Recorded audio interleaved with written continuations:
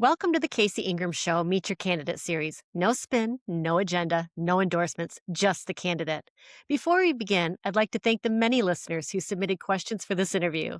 Several of those questions have been incorporated into today's discussion. Questions are not shared with the candidates prior to the interview. If you enjoy the show and would like to stay informed on the local issues and elections, be sure to hit that subscribe button. I'm Casey Ingram. Let's get into it. Merritt Matheson is running for City of Stuart Commission Group 3. Welcome to the show, Merritt. Thank you. Thank you for having me, Casey. It's a pleasure. Absolutely. My pleasure as always. So, Merritt, what motivated you to enter this race? Well, Stewart is a wonderful town. Martin County is a wonderful area as well. I was born and raised here along with my wife, and I'm raising a family here. And I care deeply about the city, our waterways, how it's run. And, I've had a lot of encouragement to get back into office and try and just stabilize the city. Local government should be run, frankly, in a bland way. There shouldn't be a lot of hype, and there should be a lot of civility and respect for the citizens. And that'll be my focus if I'm fortunate enough to get into office. So, tell us a little bit more about your background and experience and why voters should return you to the City Commission. So my background's environmental biology. I was a charter captain for years of my life. Very passionate about the water and, very passionate about our hometown, doing what we can within the bounds of the law to keep our small town and have the charm. And I think there's many ways to do that. I was served on the LPA for the city of Stuart from 2016, 2017, city commissioner from 2018 to 2022. And after that, I dedicated almost the past 4 years of my life, and it's still currently going on, to solve a problem that I saw in a realistic way. And that was to create Martin County forever. I helped write an ordinance. I went door to door. I lobbied county commissioners, gave countless educational talks throughout the city and county. And the end result of that was a realistic way to preserve one of the things that makes Martin County special. And in essence, we were going to add more conservation land to the county for countless reasons. And we've done just that. We put it out to the voters. We created a funding source. We worked with local governments in a uniting way. So far, we're 1 year in. I sit on the volunteer oversight board of that. And we've preserved over 3,000 acres of land in Martin County. I also sit as president of Indian River Keeper. We do numerous beach cleanups each year, beach and river cleanups, and considerable water advocacy for the entire Indian River Lagoon. As well, I sit on the governing board of Rivers Coalition. Similar water advocacy, but also the most important part of that Rivers Coalition board is to bring in higher agencies, whether it's the Army Corps of Engineers, the county, South Florida Water Management District, in to present and answer questions right in front of, the general public here at City Hall. And that's something I'm very passionate about. During my time as commissioner, I really wanted to get those meetings to be virtual so that we could bring in those agencies, even if they couldn't attend every meeting. And we've seen that aspect grow. So, it is virtual now that they can join virtual if they are unable to attend? Yes, those Rivers Coalition meetings, that was one of the good things I'd say that came out of COVID, one of very few. But what that did was make it so that, others can watch. But not only that, we'll have, Brian Mast, various Army Corps, representatives from around the state join in, representatives from FIND. We are frankly constantly asking DEP to come to our meetings, but that's one we haven't really scored with yet. But that virtual option allows that to happen. Stakeholders from Fort Myers, Lake Okeechobee, and bringing those stakeholders to City Hall is very important to me. And it's, educates the public and puts the tough questions right in front of them. Exactly. Now, Merritt, what unique perspective would you bring that is currently missing from the commission? During my service, my fellow commissioners saw my passion for the water and voted me, which is just fairly rare, the authority to speak as an elected official for the entire commission during discussions with South Florida Water Management District and the Army Corps of Engineers on waterway issues, specifically Lake Okeechobee discharges, those harmful, damaging discharges we get from Lake Okeechobee. There's a lot more I'd like to see done on that. I don't know if this commission, I'd bring that same perspective to this commission. And I'd also bring my knowledge of the general environment, my knowledge of the laws, and my desire to get things done in a goal-oriented way, which is exactly what helped create with the small group of people Martin County Forever. And I'd like to see that done at the city level. Frankly, it should have been done, and I've encouraged it to be done a year ago. City of Stuart gets roughly $2.7 million a year. Martin County gets, 20 to 21, $22 million a year from this sales tax. When we wrote the ordinance and put it to the voters, it bound Martin County specifically to buy conservation land to protect water quality. The ordinance is a little longer. I'm not going to go into every specific, but by default, in the way state law is written for a sales tax, City of Stuart gets that, $2.7 million a year or so. They have a funding source. I've been encouraging the city to do the same thing that Martin County Forever did with the county on a smaller scale. And if I'm in office, I'd like to see that done. Let's get a citizens group together, have volunteers around the city of Stuart from different areas representing different stakeholders and have them join and meet and evaluate the remaining lands in the city of Stuart and what to do with that money. I think the commission could create that, but it should lean on the citizens who pass that sales tax on themselves for how to spend it in an environmental way. And it's real simple. I've been asking for a year. Let's get the city staff to identify the remaining undeveloped parcels in the city, have the committee rank them, and decide how we're going to allocate that money.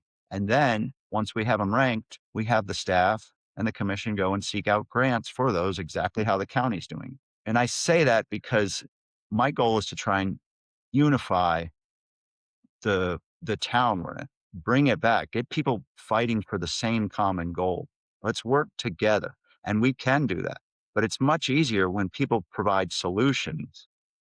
I proved with the referendum, when 64% of the county voted for it, that we all have that same common goal. The problem is we're fighting over a way to get there. And there is a model. It's done in the county level, it's done in other areas of the state, and there's other models in the areas of the country. But just to sit back and expect that local government can do it all is simply not true. We need to all work together and come up with a solution. And we have a solution. So let's come together and follow it through. Merritt, I'm going to ask you a little deeper question on the Martin County Forever, because we interviewed a couple times about that. I supported that initiative as well, one of those Yeah. 64%. One And of my thank you. questions originally was, how are we going to assure that the tax dollars that are being collected are not going to be, a windfall for some property owners, and how are we going to assure that this process is truly there to purchase these sensitive properties at a fair value? At the first interview, you did say that it was supposed to be tied to property values, but that did get removed somewhere along the line. I'm not sure where. Then I noticed also with one of the first meetings in Martin County Forever, the criteria for the board was estimated cost per acre, but that was removed. So the board now has no oversight itself over any of the cost of the acreage. So where's the assurance, whether it's the city or even Martin County Forever now, that these funds are not used to be windfalls for certain people? I mean, Nothing. So let me correct you on that. Nothing got removed about tying the cost. Every property has to be appraised. And the way the process works, there's a flow chart. Anyone can nominate a property in the city or county, and actually you don't even have to be a county resident. That property then will go to Martin County staff. They're going to check the criteria. First, it has to be this is for the county now. The ordinance, I want to be clear, does not bind the city with the same ordinance language. I would like to see it, but I'd certainly be open to more input. But at the county level, properties are nominated. Martin County staff is the first check that, one, they have to fit in one of the four criteria: Blue Ways program, Palmar, in your Lagoon South, or the Loxalucy area. Then they have to at least establish communication with the property owner that there is a chance for negotiations. Then it will go to the oversight committee. The oversight committee is checking that, and Florida State provides us with an environmental assessment of the properties as well. Then we present and discuss them at that meeting. County staff is there to discuss. We discussed evaluating cost per acre. The problem is, at the end of the day, the appraisers, the outside appraiser is the one it's evaluating that. So there have been numerous properties. Let me give you an example. 3,000 acres have been acquired. either put in conservation easement or purchased fee simple. 11,000 acres have come past the board, my board, or the environmental oversight board. Once we approve that they fit the criteria of the ordinance, and we are more evaluating in a scale system the environmental qualities of the property. We remove the cost per acre because we don't have the data on that. And at the end of the day, if it doesn't appraise, the county's not going to purchase it. So of those 11,000 that have been approved, they've only moved forward with acquiring 3,000. And there are some that are out there and there might be an offer on the table, but the property owner is just simply way out of, not even the same ballpark to consider that. Okay. So those are just basically, they're sitting in limbo because they go to the county commission, and the county's finance department and legal team is working with an outside appraiser. There's also an outside audit that has to happen with these funds to make sure they're being used that way. Okay. But at the end of the day, having our group oversee the cost per acre didn't make sense Okay. because we are not appraisers. And at the end of the day, an outside appraiser, can put together a full report that, is the professional way to do that. Thank you, Merritt. I really appreciate you going into that because that was the only criteria that the committee had that was tied to value when it got removed. You don't evaluate it, but you just explained it's evaluated basically before it comes to the committee. I was calling it the board, but Oh, comes yeah. to the committee. So I appreciate that. It's important to know. I mean, some properties that I really liked, areas in the South Fork, that are in the Blue Waste program, that are in near Oxbow Preserve in Martin County. If you go up the St. Lucie River and turn down the natural South Fork, a lot of these areas are where I would take the Army Corps of Engineers on tours and explain to them what I've seen growing up on our waterway and the degradation. 3 properties specifically we have approved. Unfortunately, the sellers want drastically more than the appraisal process. So they haven't moved forward yet. But they're special properties, mangrove shorelines on all sides, undeveloped, but zoned residential. And some of them have enough uplands to put a house on and an access road. They have wetlands on the property as well, but, houses could be put on these properties. I hope it doesn't go that way, but the properties, a few parcels down, I've seen that in my lifetime. I'd love to see those purchased, but frankly, they're way over the appraisal cost right now. So tax dollars aren't going to be spent on them. Okay. Very good. Thank you. Back to the city. What issue do you think City Hall is paying too little attention to right now? It's hard to narrow down to just one issue, but let me give you 2. One is the built environment in the city of Stuart. Over the past few years, I've seen, and I've been knocking on a lot of doors, more and more. It might seem like small stuff, but it affects our quality of life. More and more cracks in our sidewalks, more and more potholes, overgrown drainage ditches, hedges and tree branches growing over the sidewalk, impeding their use. The built environment, it's called. Areas where plants are dead or brown, in and around downtown, stuff like that. Well, frankly, I was in Fort Pierce, over the holidays, and the difference was somewhat shocking compared to City of Stuart as a whole and Fort Pierce. It showed that we have a lot of room for improvement. But the other large issue is staff morale. The City of Stuart has had a tremendous amount of turnover in the past year or so, with high-level department heads, 4 city managers in less than a year. And, we all can see it, that the commission meetings are a lot more divisive than unifying. And I'm a big believer in running a business. And frankly, that part of it, staff morale, is part of running the city as a business. It should be run as a nonprofit. But the happier you are at your daily activities, the more happy you are at coming to work and coming with a mission, the more efficient you are. And this is every level of city staff, but it's everyone throughout the world. And improving that will filter down to the quality of life of residents here.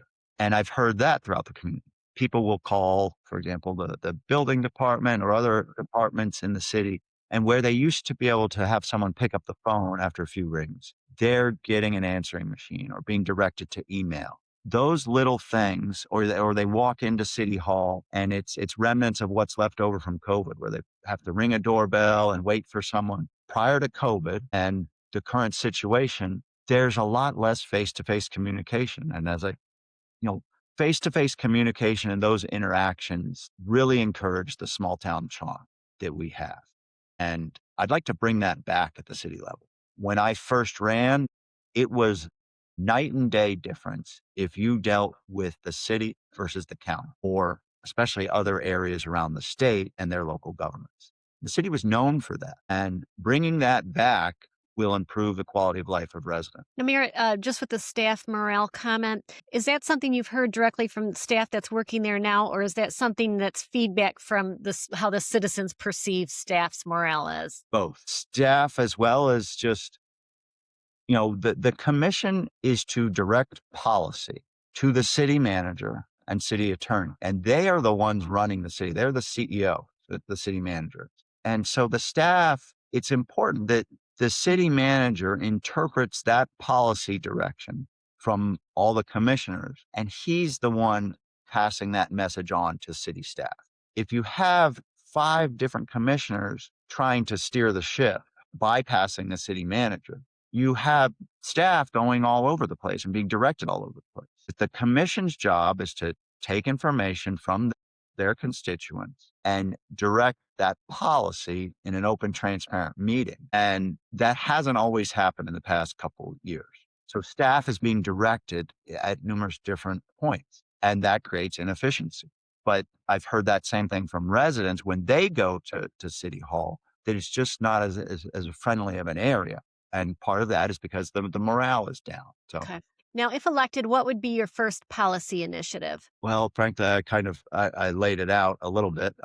I would direct city staff, with my fellow commissioners, if they allow it, to identify all the remaining parcels in the city of Stuart that are undeveloped. The city of Stuart is close to being built out, but we have a funding source. That funding source is sat for a year. Let's form a committee. I don't want the commission to have the end all be all say. I want the commission to form a committee and take that committee's advice and look at all the remaining undeveloped properties Okay. and have an open discussion about which ones are we going to look at? What are we going to do with the money? Okay. And are we going to purchase them? Mhm. How are we going to evaluate them? Are we going to evaluate them similar to Martin County Forever for environmental reasons and rank them, protect our water quality, and then include in that discussion what else we might do with that money? Okay. Water quality projects with existing properties we already own. So that would be, Policy you number know, one, initiative. yes. Yeah. Okay.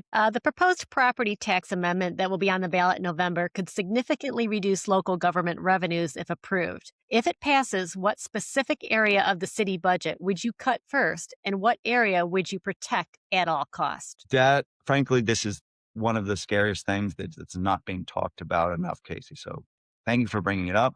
Our local governments should be educating the public right now. Martin County should, City of Stuart should. This could cripple, or cause municipalities like Ocean Breeze at Souls Point to just fold if it passes. So what we should be seeing as residents right now is educational campaigns. They're not lobbying for it, but they should be educating the public on what might happen. Specifically for the city of Stuart, my goal would always be, every single department serves a purpose. That's why they're there. Police and fire, public safety is one of the top priorities. But a former commissioner once told me when I sat down considering running, I was still on the LPA board, and he asked me what department is most important. And I went on with that same answer that every politician's going to give, as they are important. Police and fire, public safety is incredibly important. And we discussed, he said, well, what do you think would happen if every resident went to flush their toilet and the water didn't go down? How long would that take for some major problems to happen in the city? Or we've seen it in Port St. Lucie. What happens if trash doesn't get picked up right away? So my point is, and it's the same for finance department. What happens if every city employee's paycheck doesn't get delivered or direct deposit? What if grants that we've applied for aren't tracked?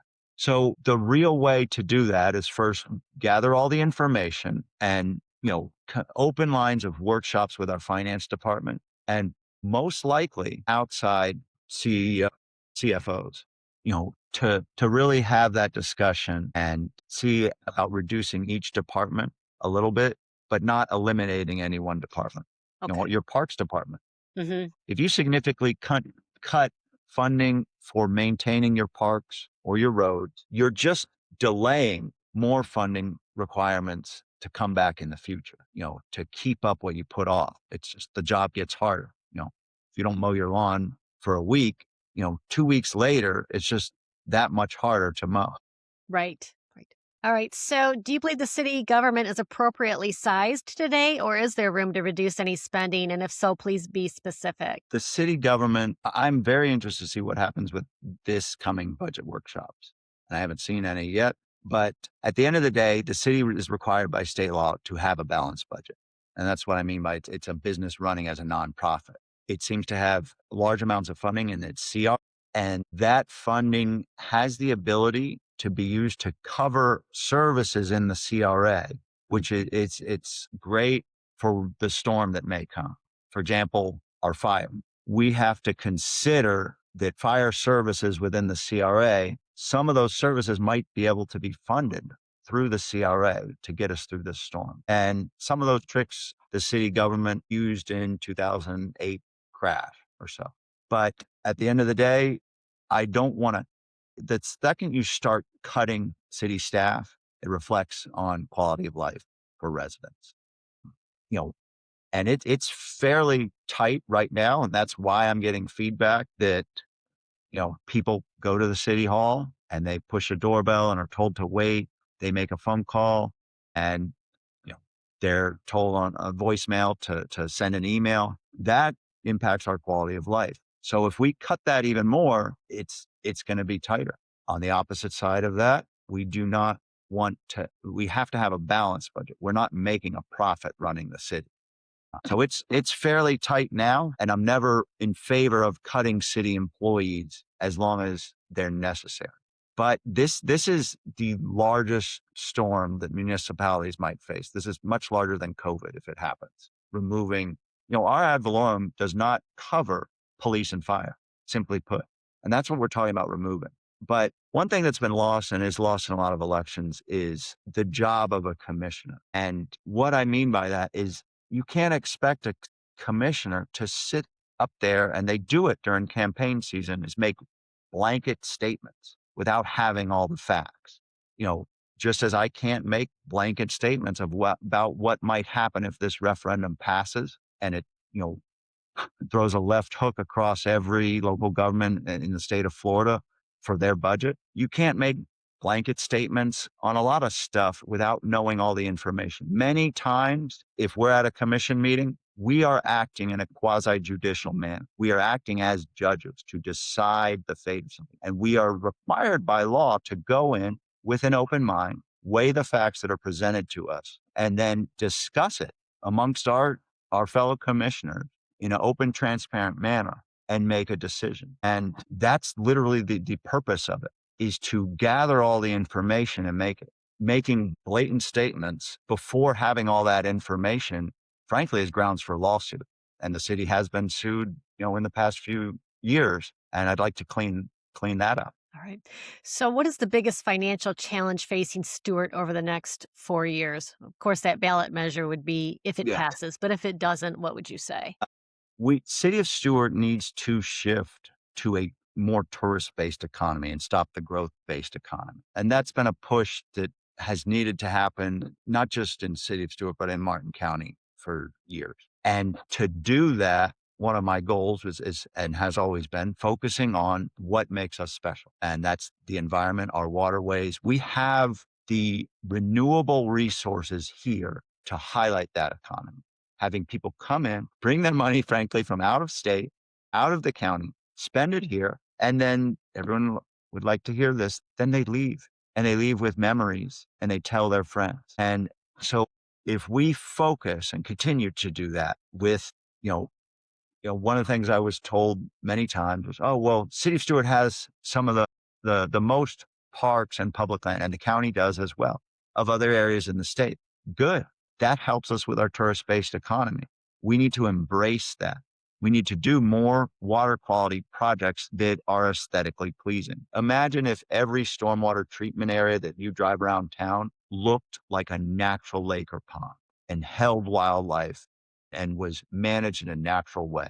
People would go just to see those. And that can be done, you know. And then we need to focus on our built environment. If we do those right, we are helping our local economy and working with the businesses that are here. We just need to come together on that point. You know, It's kind of parlays right into the next question. So you're, I think, partially answering it. What is the appropriate balance between economic development and preserving Stewart's small town character? economic development can be a good thing, and that's exactly what I was trying to hit on with tourism. And we need to stop the rhetoric that every realtor is a bad person, that land planners are bad people. They are neighbors, they're here, lawyers are bad people. No, people need to go out and make a living. We need to have open communication with our business community, open communication with the Chamber of Commerce. The attacks we've seen on social media of the Chamber of Commerce. This is the first time I've ever been endorsed by the Chamber of Commerce. Every other year I never was. But you know what? When I did Martin County Forever, they stepped up to the plate. We had meetings with them and they supported that issue because they saw it. And the business community sees it. We gave them certainty on a way to solve a problem. And the business community likes certainty. All this instability with the city, with turnover of high level positions, is uncertainty. You know, the businesses will adapt. And if our certainty is, hey, we're going to focus on making Stuart a gem, championing Stuart and touching on a tourist based economy, the business community will support that. Saying you're pro business does not mean, yes, I'm going to bring AI data centers here. No one wants that. That's simple and easy. But businesses are a necessity. People have to make a living and earn an income and feed their families and pay their mortgage. Absolutely. Absolutely. It definitely contribute to the tax base. So we we need all of that, Merritt, for Yeah. sure. What is one development project or policy decision you would support today and one you would oppose? Well, policy decision our policy right now, unfortunately, the city of Stewart's not in compliance with state law. I don't like the state law, but that is one thing where I differ from some of the past commissioners, perhaps my opponent. America's built on laws, and that is that free speech and many other things are the essence of America. And if we don't follow those laws, we are the lowest level of government. Our land development code is not in compliance with the laws from Tallahassee. We need to be in compliance with that. And then we can lobby against that. And we do that by having open, respectful dialogue with our other elected officials and explaining to them why we oppose that. The lowest level of government is great. That's where the power should be.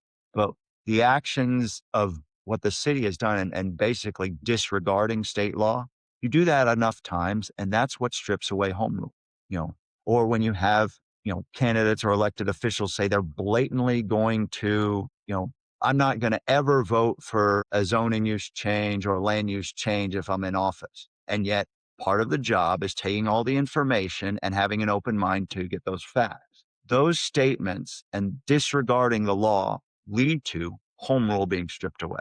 We need to work on communication with our higher level elected officials and explain what has happened and urge them to bring back home rule and kind of change the cycle that we're heading down. So that's more of the policy decision. Your question was kind of two-part though, Casey. It is. I'll do the other one in a second. So is it safe to say you would want the city to withdraw from the SB 180 lawsuit? No, I'm not saying they withdraw from the lawsuit, but our land development code is not in compliance with the SB 180 law right now. So I want to make that distinction. And that's what I mean by being in compliance with the law. You follow the law and you can oppose it. I will always reserve the right for the city to litigate. But expand on that if every municipality just decided to disregard a higher level of government's laws when they were passed. This is one on land use and zoning. But what if it had to do with public safety or law enforcement so absolutely not. We don't have to withdraw from the lawsuit, but we must be in compliance with the law and oppose it and follow the proper legal structure in Okay. our opposition. Okay. Now, the other part of that question was one development project or policy that you support today. I mean, the policy of bringing us in compliance is there. The development projects, I don't know if many have come forward. My goal is to take land off the table. The thing about development projects and relying on local government to stop all growth is, it simply put, it cannot be done. And I'm going to explain it in terms of a war with many battles. And the example I'm going to give is a property right on Colorado, Fraser Creek Bridge. It's going to be a hotel. It's got two beautiful shade oak trees right over the sidewalk. It's adjacent to Fraser Creek, one of the areas I'd like to clean up, perhaps muck removal. It's a tributary to a river. A project was proposed there when I was a commissioner. I brought in pictures that I'd taken of those oak trees, and I did whatever I could. And most people probably, as I did, walked by and thought, that's a stormwater area. That'll never be developed. Every property, unless it's in conservation land or owned by the taxpayer, is on the table. And there's a baseline for development rights, even that one. I successfully stopped a project from being built there. We won the battle. We did not win the war. Now, under this current commission, people can go by and look. There's a silt fence up there and a chain link fence around it, and it's going to be a hotel. Once that happens, the war is over. But what I mean is, local governments have many, many battles. The end war is when the property is developed and that partial owner does something. The economy will change. The population will change.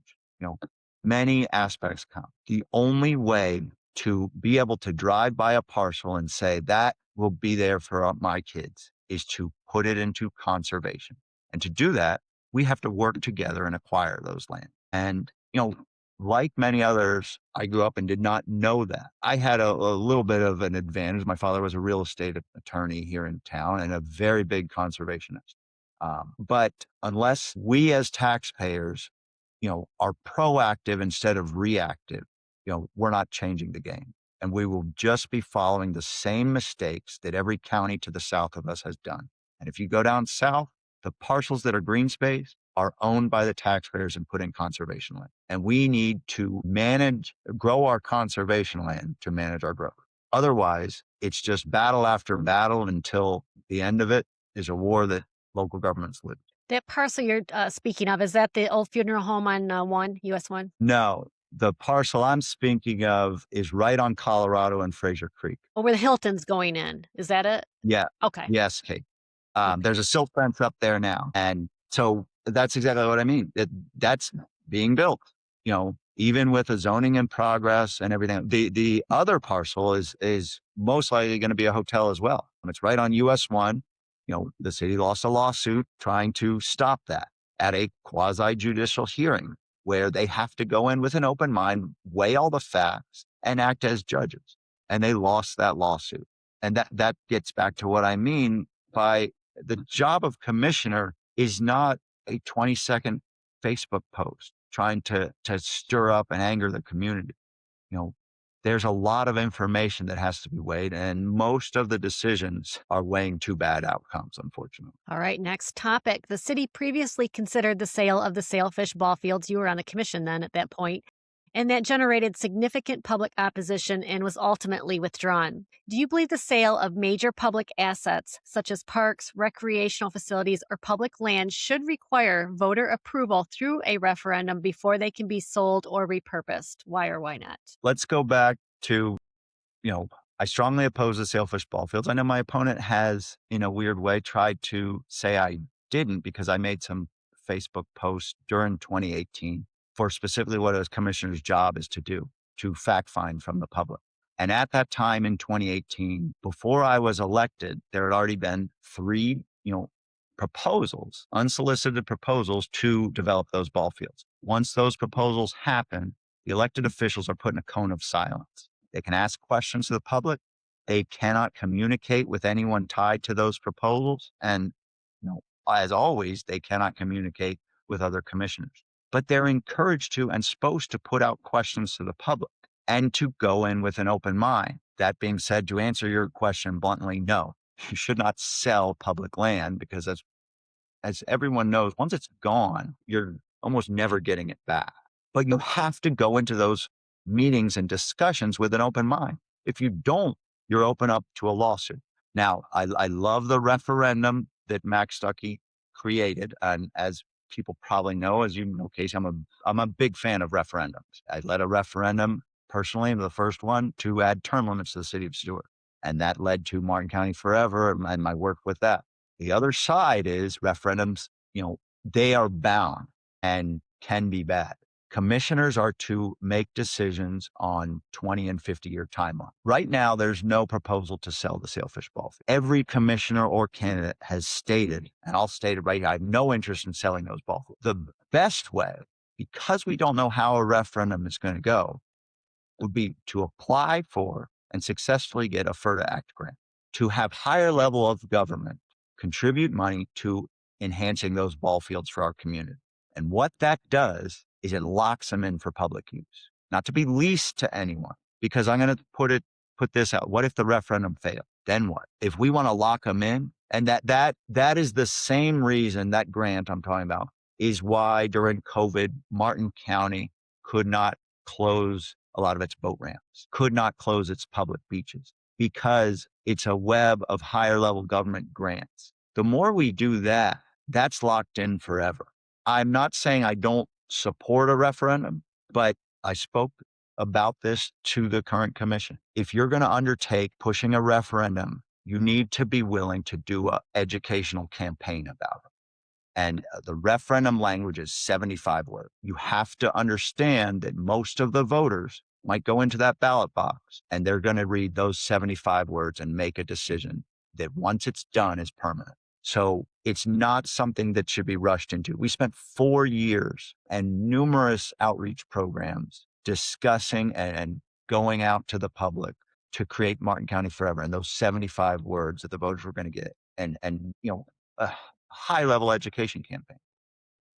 Because that referendum is permanent. Applying for a FERDA Act grant, what is the negative?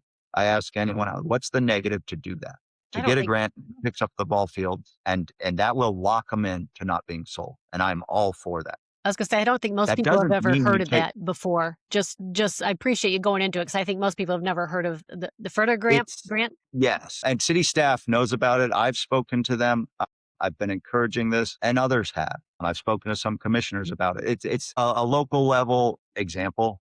I call it the Duffy Building at Shepherd Park. That building and those docks have been fixed up with a grant like that for the past. So that building cannot be leased out specifically for profit. Shepherd Park is public park. It can be leased to a nonprofit that provides a public service. But Shepherd Park, because of that, is never going to be sold. Let's do it at Sailfish Ballfields. That doesn't remove the discussion of a referendum, but it's not something that should be rushed into or taken lightly. What's the certainty of getting that grant for the ball fields? From what I've been told by city staff, it would be high, but it's applying for a grant. It's an avenue that absolutely should be pursued and applied for.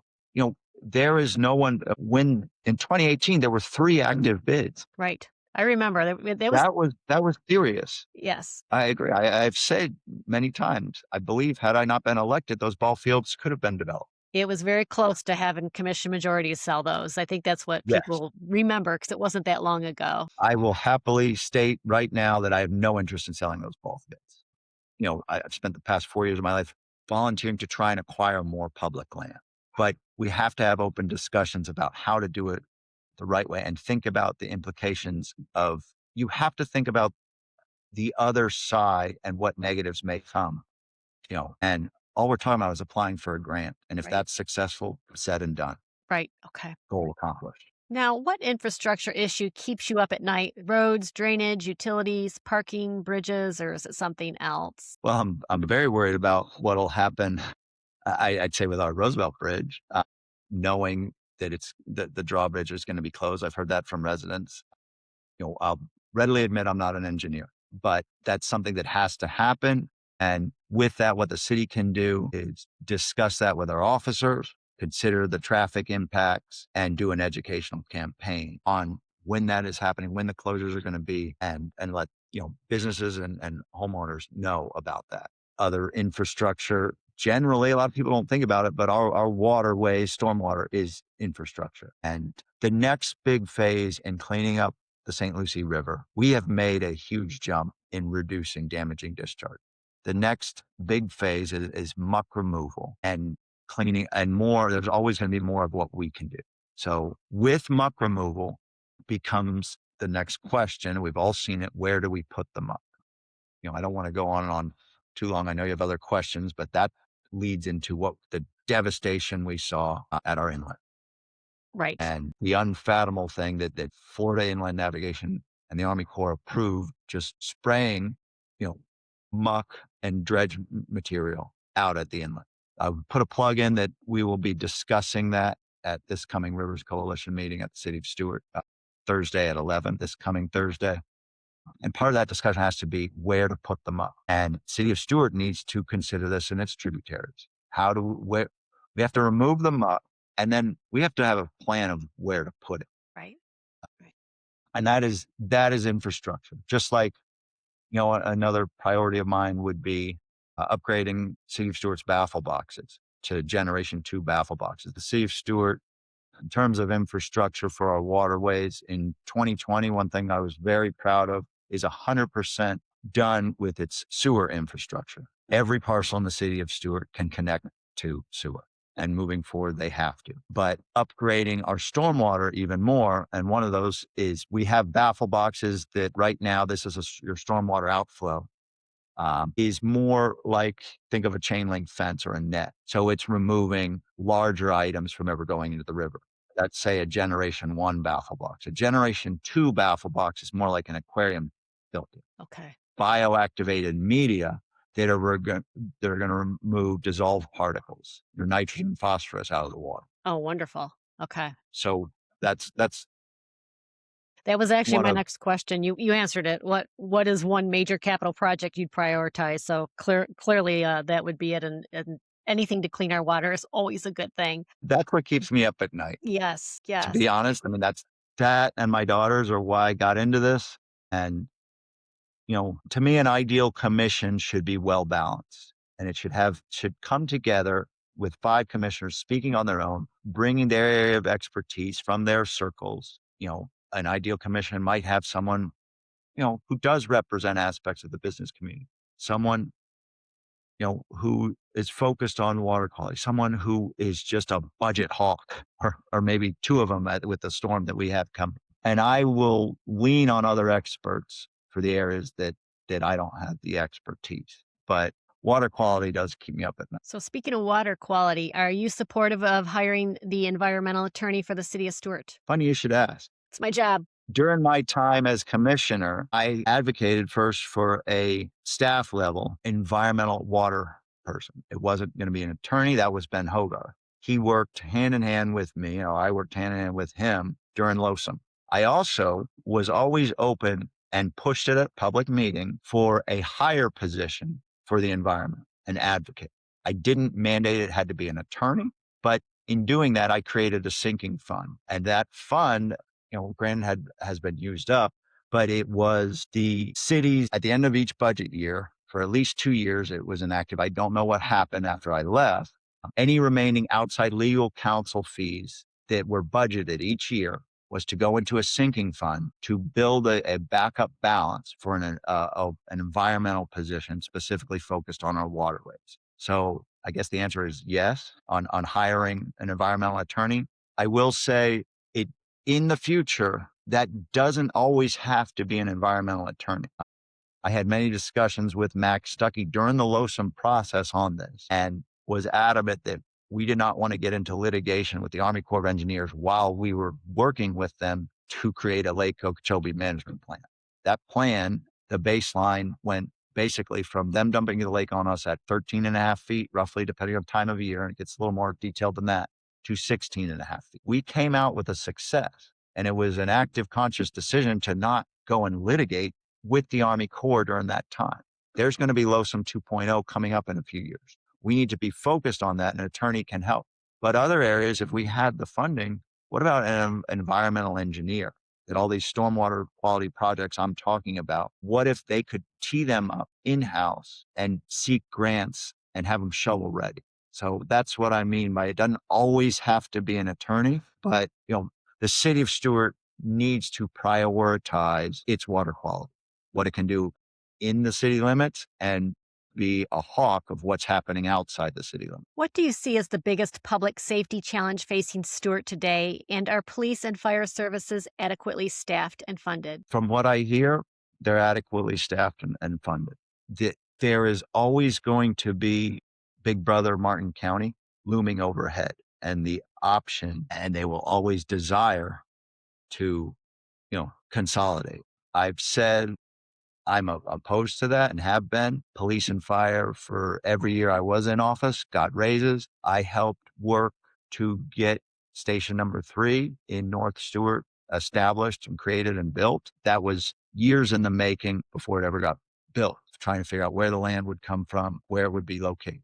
You know, the most impactful things that the city provides that people see are public safety, police, fire, and then public works. You know, we always have to be cautious and cognizant of the county and compare them to the city, not to think about consolidation, but it will always be over the city's head that it's there.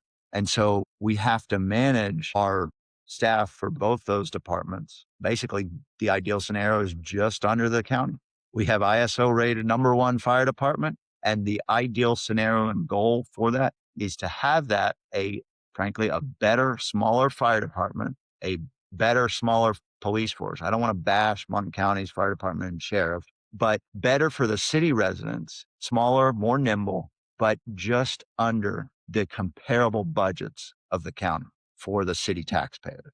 And that's been done in the past. And we do that by working with, police chief, fire chief, the unions, and city manager and finance director, and the commission working together. And I do believe it's clear that, I hope none of the commissioners want to consolidate. What is one decision the current city commission got right and one decision they got wrong? Let's see.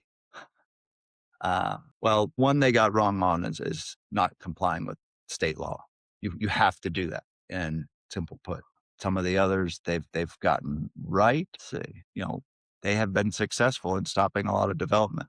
The zoning in progress, good and bad, it's a tough one. They haven't had much come up before the commission. The environmental attorney, we already talked about that, but that's one they got right. I wanted to see something happen with that. Mhm. Now, I will say I wasn't part of the interview process, but we've already touched on that. But I would Right. say that's one that was right.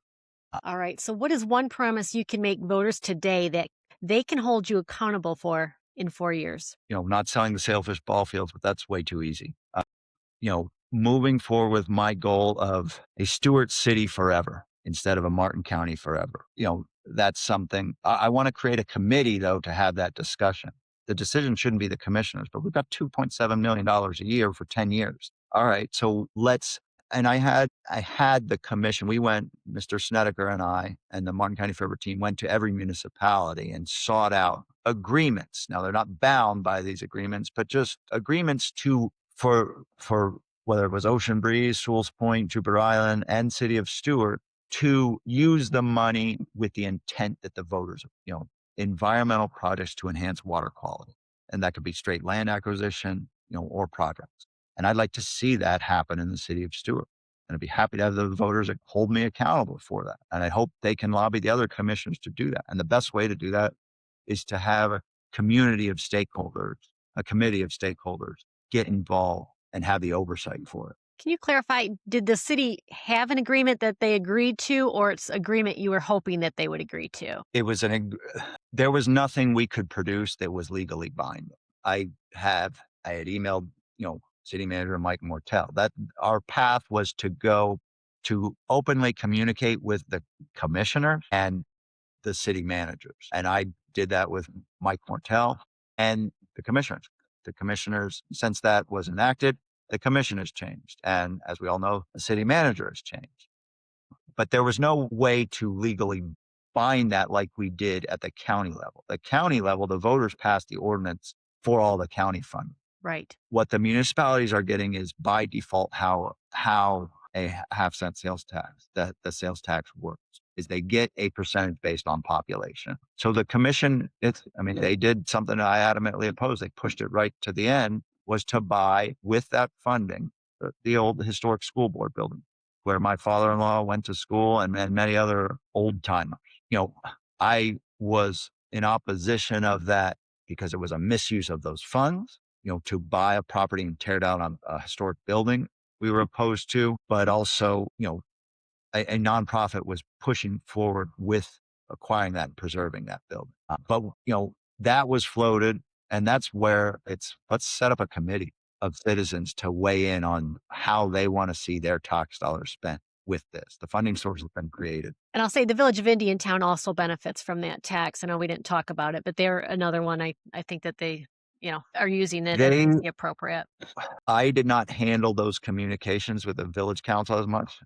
Mr. Snedical did, and I opposed them as well. The voters approved land acquisition with the funding for environmental purposes. It'd be great if every local government that got those funds from what the voters approved used them for that purpose. Because at the end of the day, the best thing for Martin County, and I hope to be doing it 8 years from now, is to educating the voters, showing our track record with this land acquisition and having it reapproved for another 10 years. All right, Merritt, what is one issue you changed your mind on over the years, and what caused you to change your position? Hudson's, the Pelican, it's been years now, but I'll never forget.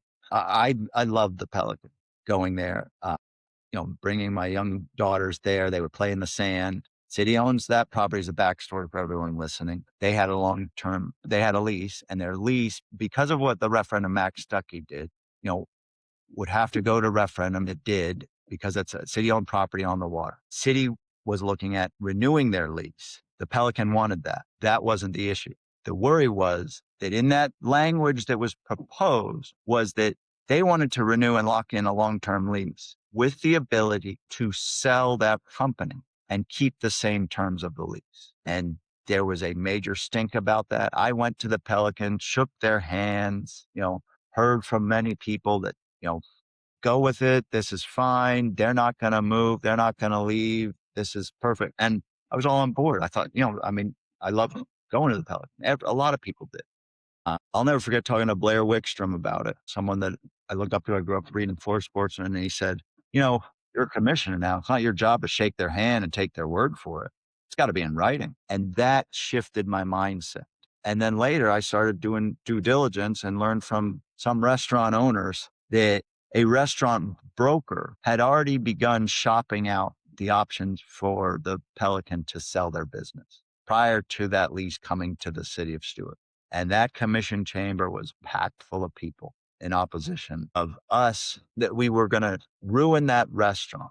And the only real discussion on the table was that if they sold the business, the city would renegotiate the lease with the new business owner. And this was city tax dollars. Mm-hmm. It had that. And at the end of the day, all it meant was that the owners of the Pelican weren't going to get the windfall off the city taxpayers. If they sold it and that restaurant wasn't there, that was going to be sad. But we were protecting the city tax dollar. And, at the beginning, I was all for everything we could do to keep the Pelican. But as the information came clear, we work for the taxpayers. And sadly, I'd love to see, I'm not bashing Hudson's, but I'd love to see that small town, sandbox style restaurant. There's wonderful small families still be there, but we work for the taxpayers, and that wasn't what we were voting on. So the current commission voted to rescind the prior Brightline station agreement before a final contract was executed. Do you agree with that decision? Why or why not? No, I don't know that I liked the agreement at all. And I'll be honest, I didn't delve into it too much, but it goes back to we are a nation of laws, and the reputation of a local government matters. And when a vote happens, you have to honor that, even if it's done by your predecessors. You cannot rip up agreed upon contracts. We'll see where we are, but right now the city of Stuart has given up any seat at the table with Brightline. The impact of the city being known to rescind signed contracts has repercussions on it, and that will happen for a long time. And that I disagree with. You cannot do that in business, and local governments cannot do that. You Now, know, my understanding, it none of wasn't us, completely signed. So it was in that process of getting signed. It hadn't gone through the I've process heard yet. that a lot. The legal signing, having been mayor is a ceremonial position. The judge is going to look at when the vote was taken. That's when it's approved the way our government works. Our weak mayor, strong city manager type of government. It's when the vote is approved. When the mayor can go and sign something, they're going to go back to the minutes and the 5 elected officials when they voted. That's when it was approved. Who and what signed it, frankly, that's sowing distrust in the system. Our city clerk works with the mayor on their schedule a little bit. They don't have to sign it the second the vote is taken. They'd be there every night after a meeting till, 2 hours after the meeting. But the legal timeline is when the vote is taken. But again, I want to be clear. I do not support Brightline. Brightline will be out of business in a few years. I believe we all know that or see They that. are on the brink of filing for bankruptcy. So. Yeah. But you cannot have a reputation of breaking agreed upon contracts, and you have to follow the law. Those are things that make us a first world country. Do you agree the station should be at that location by the courthouse, by the ball fields? I don't really know because city, backed away from it. They don't have any opinion on it anymore. I don't believe the city should spend local tax dollars at all for it. And what are the plans for the station right now? It's changed so much, but it's out of the city's hands in what they did. They've given it all to the county. They haven't stopped it. The county's still moving forward. So was that a good move? Brightline is still coming through right now. And yes, they may be out of business. And maybe with capitalism, some other train company will make a deal with Florida East Coast Rail and start running it down that way. And maybe the county will make a decision to put the infrastructure of a station somewhere. But at the end of the day, the city backed away from that seat at the table. And I fully believe that impacted a rail bridge. And that was something I did my due diligence on and worked to try and get, because in my mind, that is public safety. I was flabbergasted that the Coast Guard did not stop Brightline from going over that 100-plus-year-old bridge. But I'm a realistic person, and if they are going over it, we need it to be raised for safety of the boaters, safety of vehicles, and double track so that we don't have trains backing up through our town. And there's no question in my mind that when the city rips up signed contracts, it impacts stuff like that. Now, looking back at your previous service on the city commission, what accomplishment are you most proud of? Term limits, City of Stuart term limits. That was something I ran on, and I'm a big believer in them. I wish every level of government had term limits, and that was shown. They passed by about 65%. But it opened my eyes up to how hard it was. I had to craft a language. There was a committee to help do that, but I was that language's champion on the commission. I brought it to the commission, and the original language was for 8 years. It is 12 years, 3 terms of 4-year terms. I'll just leave it at that, but I'm very proud of that. I'd love to see that at the county level and In federal U.S. level, House, I agree with state you level, 100%. U.S. House and state level. Yes. They just think about that. We'd be such a better country. Love new ideas and bringing in new blood into these positions. New So blood. try not to give my opinion too much, but I agree with you 100% on that one. Thank you. Merritt, looking I back, mean, is there a vote or decision you would have handled differently today when you were sitting on the commission? there's many votes that have kept me up at night. None of them are easy. That's how I know I take the job seriously. And I constantly go back and analyze every vote. And could I have gotten more for the taxpayers on different projects? And I say any one specific vote, you know, but some of those projects, I wonder if I could have pushed more, or say I voted against it, would it still happen and pass? Bridgeview Apartments at the base of the Roosevelt Bridge. One of the things I voted against that being annexed into the city, and it happened. Had I spoken stronger about that annexation, perhaps it wouldn't have been annexed in, but it was a 4-1 vote. So The odds weren't that Are you good. talking about the apartments on the new Palm City Bridge? You said Roosevelt Bridge. Sorry. The Veterans Memorial Yes, Bridge, veteran. Yep, yep. the base of that. So that was county land, came before the city and was annexed in.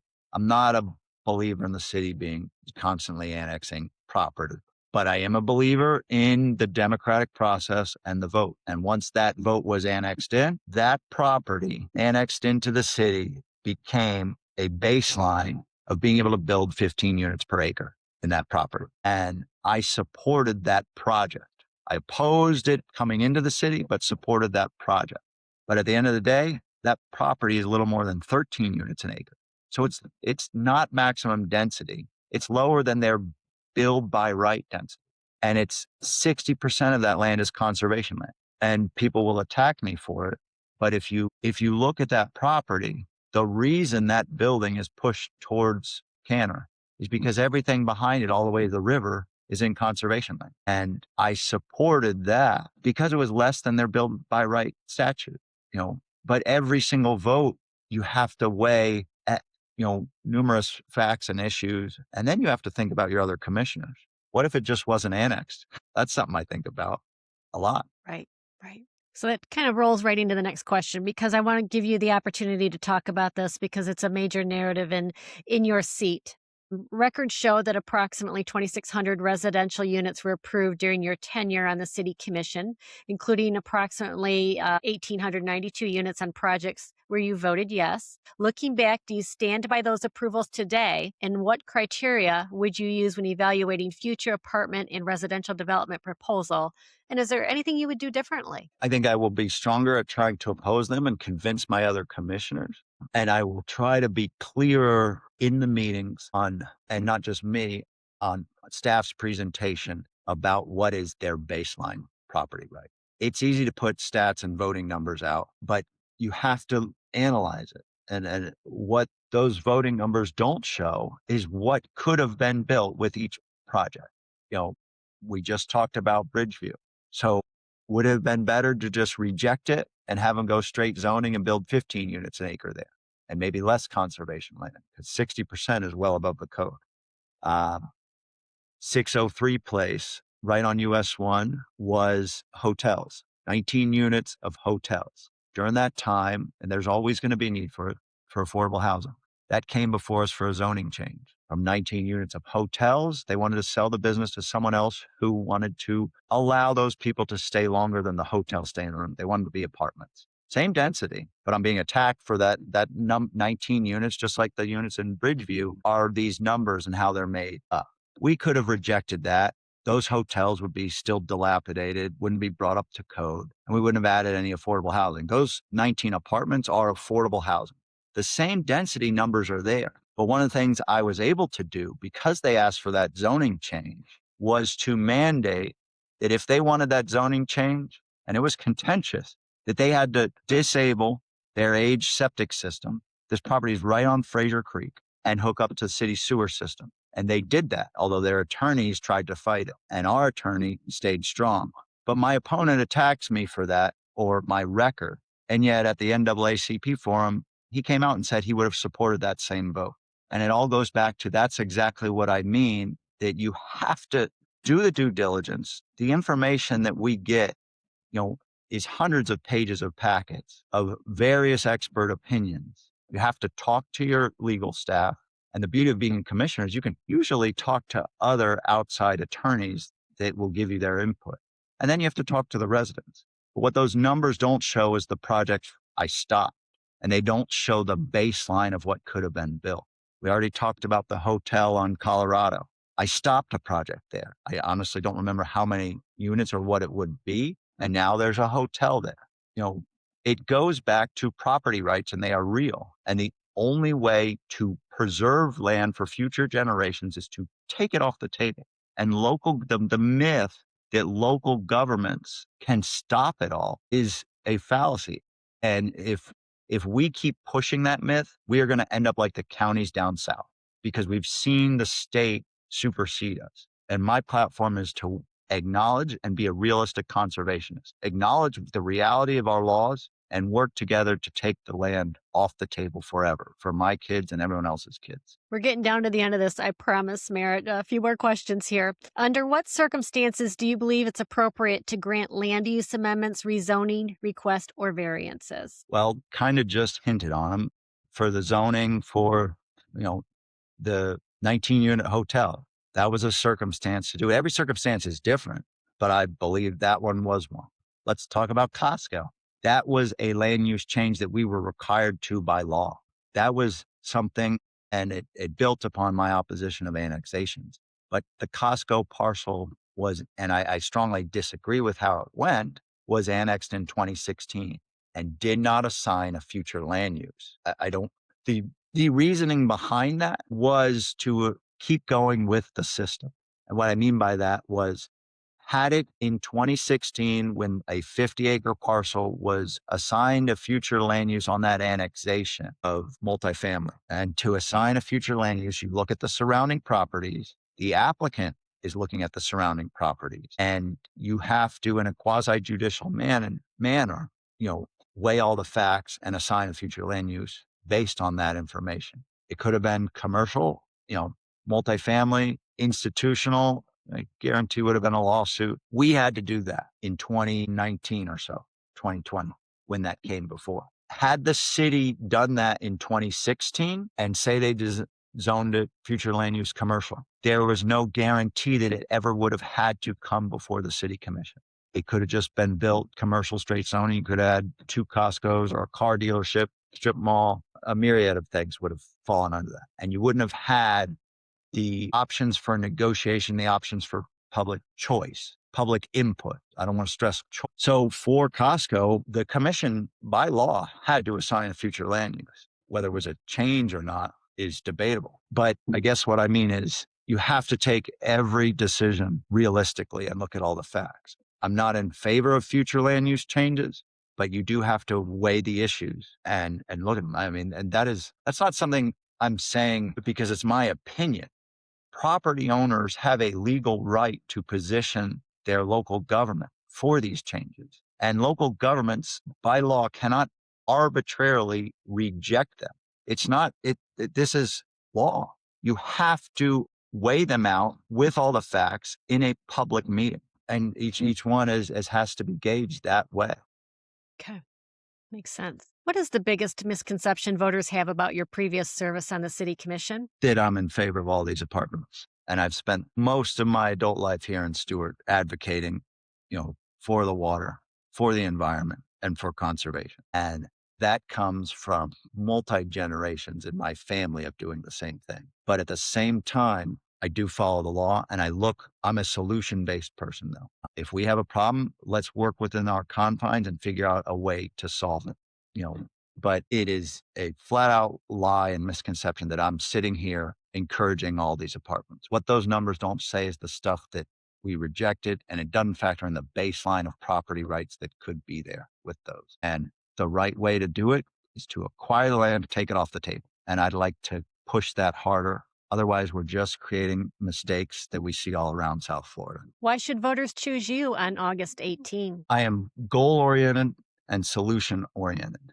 I want to rise above the attacks and unite people, bring civility, and I bring knowledge and background research to the table and realize that you get a lot more done by working with people than trying to divide them. And I've shown that there's a path forward in making the Martin County difference. It's something that should be ongoing. Growth is inevitable, and expecting local governments to stop it is not realistic. But we can help preserve city and Martin County by growing our conservation land to manage that growth. And I'd like to do that. And finally, how can voters support your campaign and learn more about your platform? They can call me up.